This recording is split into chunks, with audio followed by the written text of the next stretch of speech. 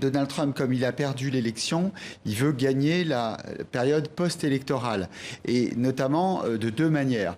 La première manière, c'est de demander un recomptage. Ça, c'est assez classique dans l'histoire du pays, ça se fait. Et parfois même, c'est automatique, il n'y a pas besoin de le demander. Hein, il y a certains États où c'est automatique. Ça, c'est la première chose.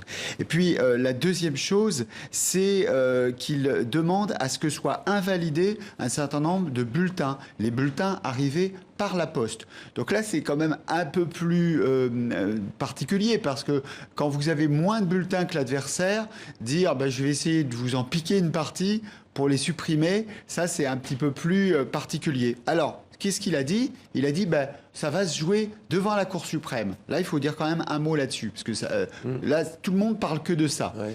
La Cour suprême, elle décide pas en fonction des desiderata du président. Ouais. Il y a deux conditions. La première condition, c'est qu'il y ait une cour inférieure qui se soit prononcée. Ça a été le cas en Pennsylvanie. La Cour fédérale de Pennsylvanie, la Cour suprême de Pennsylvanie a dit on va donner 3 jours pour envoyer ces bulletins. Et la deuxième, et pour l'instant, la Cour suprême fédérale dit moi, je ne veux pas voir avec ça. Oui.